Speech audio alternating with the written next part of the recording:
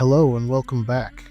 Today we're diving into a classic Amicus Productions horror anthology, The House That Dripped Blood from 1971. This one's got a frame story linking four creepy tales, each with their own flavor of terror, and stars legends like Christopher Lee, Peter Cushing, and John Pertwee. Now, just a heads up, despite the title, there's actually no blood dripping anywhere in this movie. Weird, right? In fact, this is the only PG-rated horror anthology produced by Amicus Productions. While Amicus is renowned for its series of horror anthologies, from Tales from the Crypt to Vault of Horror, both of which we previously covered, both also received harsher ratings due to their content. But just because this is a horror movie you can watch with your kids doesn't mean it ain't worth watching. A cool note is that all the stories in this movie were written by Robert Bloch throughout his career.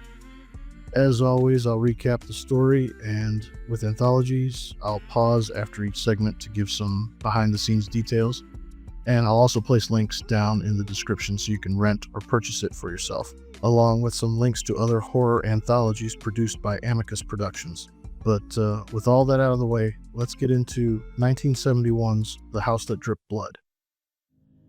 Inspector Holloway of Scotland Yard arrives at a secluded, slightly decaying old house, whose history has become entangled with tragedy. We open with the investigation into the disappearance of a famous horror movie actor named Paul Henderson. Holloway meets the local sergeant, who tells him that Henderson vanished without a trace while staying in that very house. The detective, skeptical but intrigued, is handed a file of an incident that happened 2 years prior. Our first story is titled Method for Murder. The story begins with a writer named Charles Hillier and his wife Alice moving into the country house. Charles is a successful author of horror fiction who wants the peace and quiet of the countryside to finish his latest book. The house seems ideal, and the couple settles in. Charles starts work on a new story about a homicidal maniac named Dominic, who strangles his victims with his bare hands. Charles, walking through the house, finds an old bookshelf filled with horror novels and instantly falls in love with the house. Alice isn't too happy with the house at first, deeming it too old and dusty for her taste, but relents and jokingly says she could stand to live there for a month or two. Charles tells the realtor that they'll move in right away. When his wife returns one night after running errands, she sees that Charles has finally begun writing for the first time in weeks. She asks if she can read some of it, excited to see him back and passionate again. But Charles denies her, saying it isn't ready, but instead hands her a drawing of Dominic, his story's main antagonist, stating that this picture is worth 1,000 words. Charles states that Dominic is an escaped psychiatric patient, a homicidal maniac that stalks the countryside and finds lone victims before sneaking in and attacking from the shadows. Alice smiles and asks where he gets all his ideas. Charles looks up and out the window, stating, "I saw him outside this morning." Alice, worried, asks if he really saw him just outside their house. Charles laughs and says, "Only in his mind's eye," before placing the drawing in a desk drawer, stating he's going to make them a lot of money. The next morning, Charles says he feels locked in, having already written half his book, stating that Dominic has taken over, and that Charles has come to know his mind, what makes him tick, stating that it's frightening, even to him. But strange things begin to happen. That night, as Charles types, he hears creaking on the stairs and feels like he's being watched. He catches a glimpse of a gaunt figure in the reflection of a mirror, wearing the same black clothes and sinister expression as the maniac from his story, only to turn and find him gone. He grabs a drink thinking it's his nerves, only to hear laughing coming from the second floor. Charles drops his drink and walks upstairs to investigate, only to find nothing. He returns to his office, only to find that drawing of Dominic is gone. He hears laughter and looks around again, only to see the doorknob turning, but it's only his wife. Visibly spooked, Alice asks what's wrong, only for Charles to brush it off. The next morning, he finds the drawing of Dominic back in the desk drawer, only to crumple it up and toss it in a river near his house. He thinks that might solve the problem, happy to see the current carry it away, only for a man dressed in black to step into the river and pick the crumpled drawing up, spookily smiling at Charles. He returns home and tells Alice what he saw. She says he's always had an overactive imagination. It's part of the reason he's such a good writer. That night, determined to finish the book, He looks out the window to see Dominic hiding behind a tree, grinning. Alice, noticing how spooked Charles is, goes into his writer's room to have a look for herself. Charles points to the chair, saying Dominic is just sitting there watching him. Alice walks over to find the chair empty. Charles notices he's now watching from the corner. The next morning, Alice convinces Charles to see a psychiatrist. The two see Dr. Andrews, who says that it's only his imagination and that once he completes his book, Dominic will likely stop pestering him. But Dr. Andrews says he would like to see him regularly. That night, Charles, while sitting in the study, sees Alice being attacked. She screams and Charles comes rushing into the kitchen. She screams at him to get away from her. Charles says it was Dominic. He saw him doing it. She screams that it wasn't Dominic, it was him. Charles goes to see Dr. Andrews that night, concerned he might harm his wife again. While they talk, Dominic silently sneaks in and kills Dr. Andrews. Charles stands and notices Dominic in the corner laughing. We later see Dominic stalking Alice. He sneaks into the house, only for Alice to turn and ask how it went.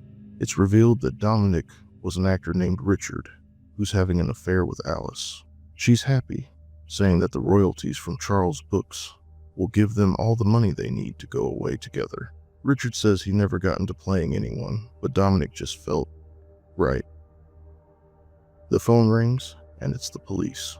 They inform Alice that both Dr. Andrews and Charles have been found strangled. In shock, she hangs up the phone, questioning Richard why he killed Charles, when the plan was to make him seem insane, only for Alice to find out that Richard is an extreme method actor.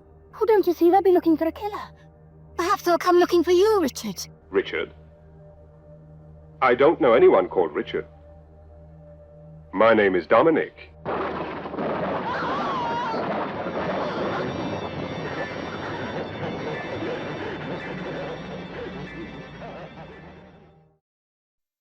Method for Murder plays a lot with psychological tension instead of gore, which was typical of Amicus.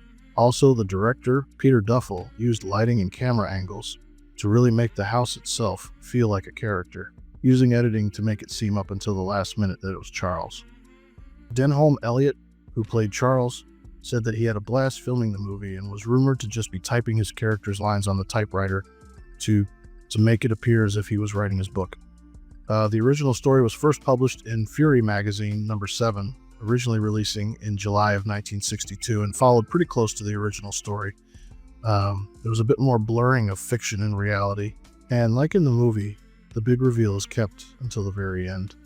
Also, in the original story, Charles was more of a hack horror writer, a stuck-up and washed-up bitter man who thinks moving into the house will try and recapture his has-been status. Instead, in the movie, he was a successful writer with a seemingly happy home life until it's revealed that his wife was having an affair. Overall, the main character in the movie was purposefully made more likable, which made moviegoers more sympathetic with Charles. Inspector Holloway closes the file and rubs his eyes in disbelief. The sergeant reveals that they found Richard standing over her body, giggling. The sergeant explains that it wasn't just Richard going mad. It was partly due to the house itself. The inspector, in disbelief, says he's interested only in facts and not fantasy. The sergeant begins telling the second story, titled Waxworks. The sergeant says that after that tragedy, the house remained vacant for a bit, only to be rented by Philip Grayson, a retired stockbroker. Grayson is a slightly elderly man who never married due to his work, but is seeking the peace and quiet of the countryside, only to put on a record and go through his mountain of documents and pictures. He comes across a picture of a beautiful woman who, in my opinion, bears striking resemblance to actor Olivia Wilde. We come to find out that this is his late, unrequited love. While walking through town, Philip happens upon an old wax museum. Inside, he finds many creepy sculptures. He opens a curtain to find a figure that resembles his late love. The museum director reveals that all his sculptures are of murderers, both from fiction and real life. He reveals that the wax figure Philip finds familiar is actually a wax sculpture of the museum director's late wife. He explains that she was a victim of murder. Philip, confused, asks for clarification, thinking every wax figure was of the murderers themselves, not the victims. The director reveals that she was not only a victim, but a murderer herself. He says he found her holding an axe, standing over his best friend's body. He explains she was put to death by the state, but still finding that he loved and missed her, he made a wax figure in her memory. Feeling spooked, Philip leaves, looking back only to catch one last glimpse of the wax figure. Later at home, Philip tears up the photo of his late unrequited lover, having visions of himself returning to the wax museum and pulling back that curtain again, only this time revealing a skeleton standing there instead.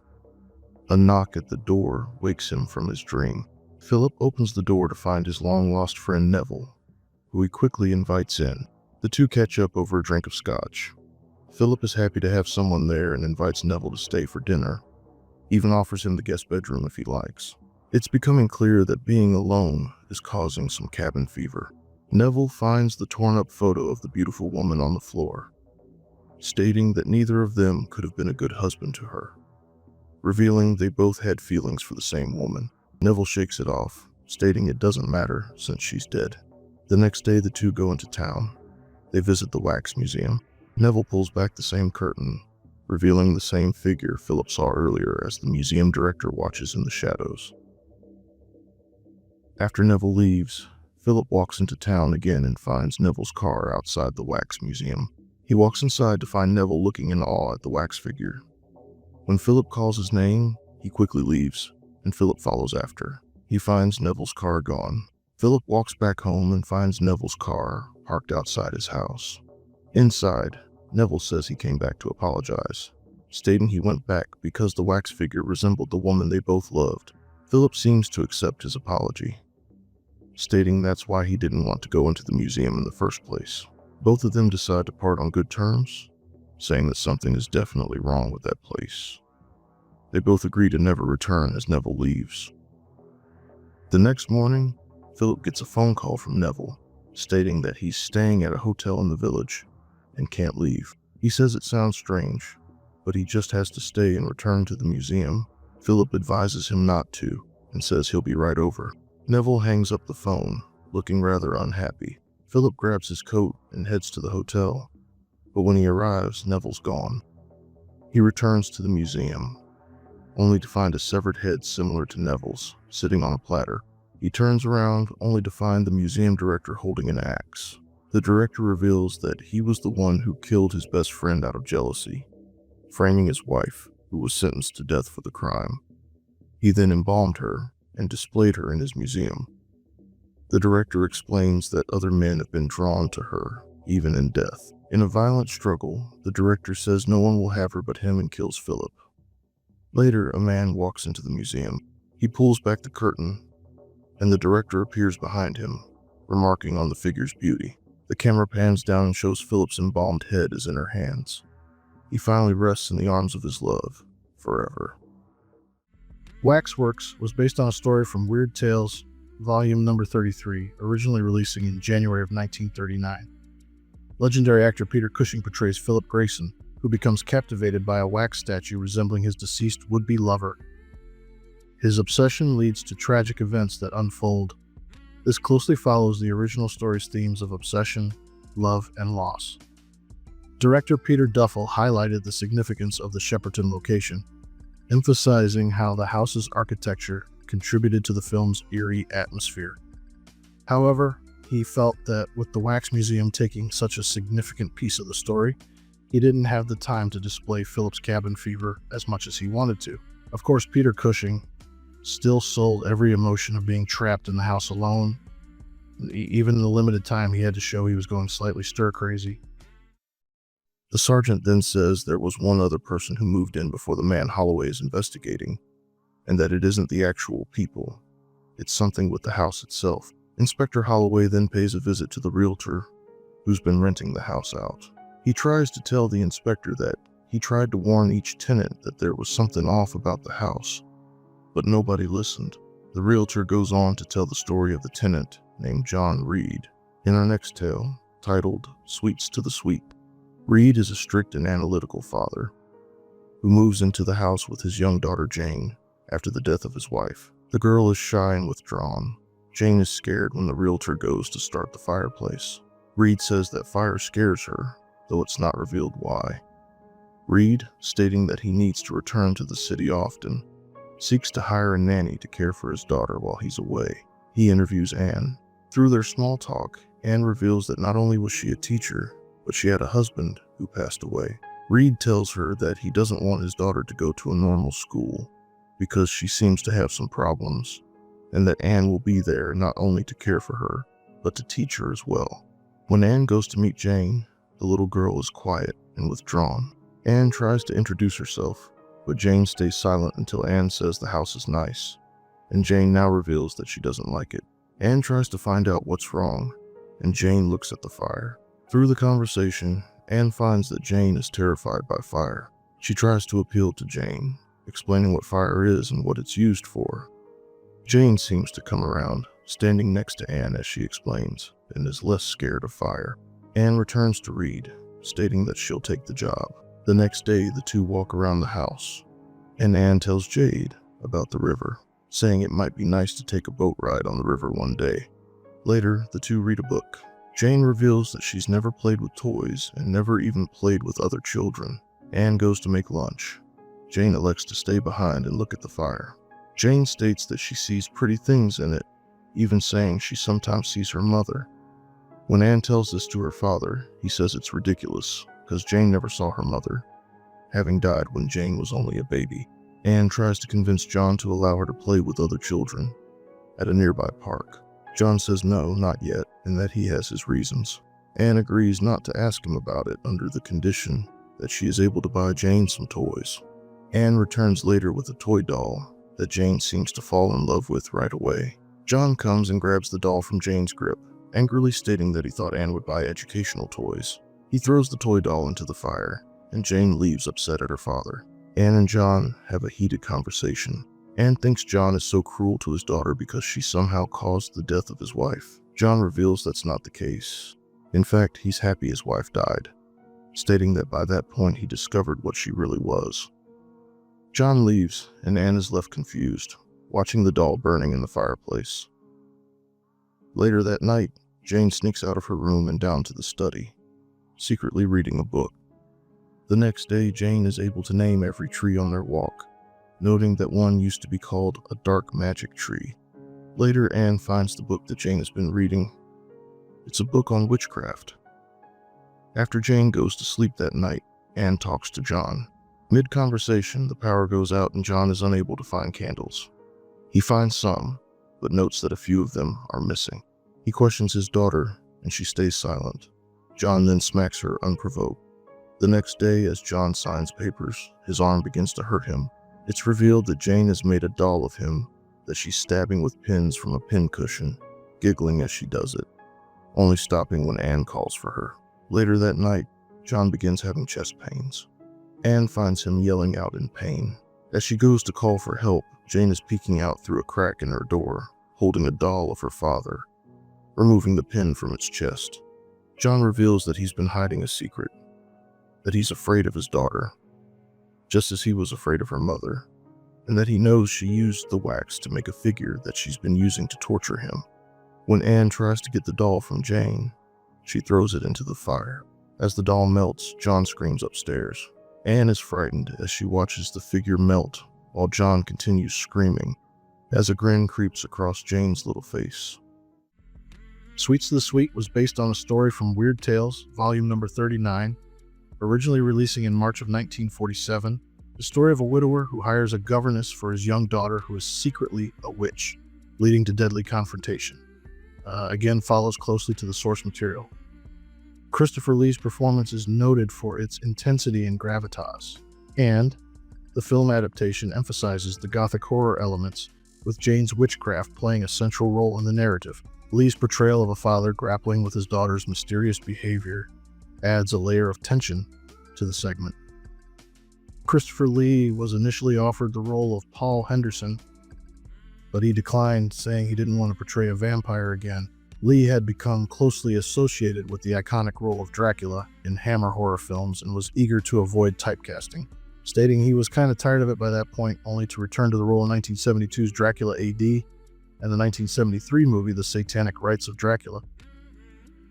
It's rumored that even if Lee wanted to play Henderson, he was legally unable to play a vampire, especially for Hammer's #1 rival at the time.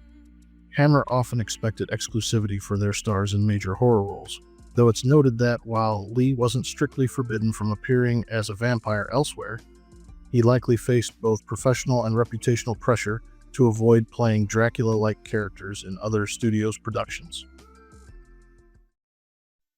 Back in the realtor's office, the realtor echoes the claims of the sergeant. It isn't the people, but the house itself that drags evil out of the people who live there and causes strange and horrible things. Inspector Holloway once again insists it's fantasy and wants to know about the man. He's there investigating. Stoker then tells Holloway the most recent story, the one involving the actor Paul Henderson. In our final tale titled The Cloak, Henderson was a veteran of horror films, a flamboyant, egotistical man who believed himself above cheap productions. He rented with his wife and only intended to stay in the house while shooting his latest movie, a vampire picture. The realtor tries to warn him about the house, but he waves it off like all the others, stating the house fits his gothic heart. Later, on set of his latest movie, he seems at odds with everyone, saying the set and the crew are well below expectations, destroying pieces of the sets, and reflecting on how his other horror film sets were better and more realistic. Even the costume isn't up to his standards. Henderson elects to find his own wardrobe, finding a card to a theatrical costume shop. Henderson goes to the address on the card on a foggy night. Theo von Hartmann introduces himself, offering his services. Henderson introduces himself and is shocked that the store owner doesn't know who he is. Henderson requests a cloak, and von Hartmann's face lights up, saying he has just the thing. He opens an old black box, revealing a classic black cloak. He then drapes it on his shoulders. Henderson says it feels cold. Von Hartmann says it's been in the box a while, and that for 13 shillings, the equivalent of about 10 cents, the cloak can be his. Henderson, amazed by the deal, buys it on the spot. As Henderson leaves, von Hartmann comments to himself that he shall now finally be able to rest in peace. Later, Henderson, in his dressing room, looks at himself in the mirror. He puts on the cloak only to find his reflection is gone. In shock, he takes it off and finds his reflection has returned. During filming, he acts out the scene. He pretends to bite the actress, who is also his wife. The director yells cut as Henderson continues biting her. She screams out in pain as someone grabs the cloak off his shoulders. He looks up in shock, and his wife smacks him for the bite. Later, while alone, Henderson puts on the cloak as the clock strikes midnight. Henderson grows fangs and begins to hover in the air, to his amazement. He throws the cloak into the closet in horror, happy that it's gone from sight. The next day, he talks with his wife about the bite and apologizes, though she forgives him, and they decide to have dinner that night after shooting. That night, after dinner, the two drink and have a conversation. Henderson sees that the costume shop he got the cloak from burned down in a fire. The paper continues to say they found the body of the shop owner in the basement, in a coffin. It continues to say the man found inside had been dead for years and was well preserved. Henderson tells his wife that he got the cloak from the man they found, saying he believes he was a real vampire and passed on the curse to him via the cloak before dying, making Henderson an actual vampire. He says this is the reason he bit her on set. She, in disbelief, tells him to put on the cloak, that it's all in his mind. He doesn't want to, considering it's close to midnight. She says he's afraid and would rather burn it in the fire. She eggs him on, and Henderson puts on the cloak as the midnight bell chimes, and nothing happens. He takes it off, only to see the cape he put on was a prop. His wife then puts on the real cloak, seemingly as a joke. Henderson runs up the steps in fear, telling her not to. It's revealed that his wife was an actual vampire the whole time, telling him, "They loved your film so much, they wanted to make you a real vampire forever." She then glides up to the second floor and proceeds to bite Henderson.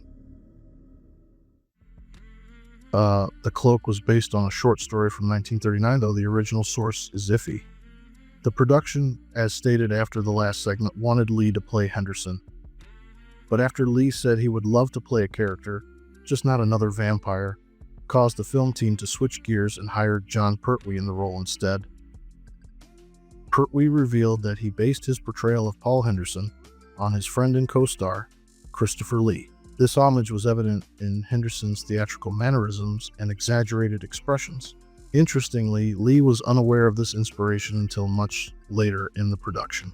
He intentionally made funny faces, crossing his eyes when feeding as a vampire, just to make Christopher Lee laugh, adding a little wink of a joke between the two friends. We snap back to the present. Inspector Holloway says the story is ridiculous and decides to investigate the house himself. Convinced that Henderson's disappearance has a rational explanation, he dismisses Stoker's warnings about the evil of the house. As night falls, he enters alone. The rooms are silent, the air thick with unease. He finds a coffin in one of the rooms, thinking it must be a leftover film prop. But when he leans over it, the lid creaks open, and Henderson, now a vampire, swiftly attacks the inspector. The inspector uses a broken table leg to kill the vampiric Henderson, only to be attacked and fed on by his wife. The realtor, standing outside of the house, puts up a new sign, then turns and talks to the audience. I hope it finds a proper tenant soon. Perhaps you would like it. There's nothing to be afraid of, if you're the right sort of person. Think it over. While the film adaptations stay largely faithful to Robert Bloch's original stories, they introduce additional elements such as psychological twists, supernatural revelations, and comedic tones to enhance the cinematic experience. I gotta say, though this isn't in the vein of my horror-obsessed heart, it's still a fun watch for this time of year. As I said in the opening, it's a horror movie you can watch with your kids. The stories are easy to follow, but not intensely gory. It's more of a cautionary tale to be a good person and to consider that not everyone who smiles at you is your friend. However, Vault of Horror and Tales from the Crypt remain my favorite horror anthologies from Amicus. Thank you all so much for watching, and a special thank you to our channel members. Please feel free to suggest movies you'd like me to cover down in the comments below. But that's all I have for you in this one. Take care, have a great week, and we'll see you in the next one.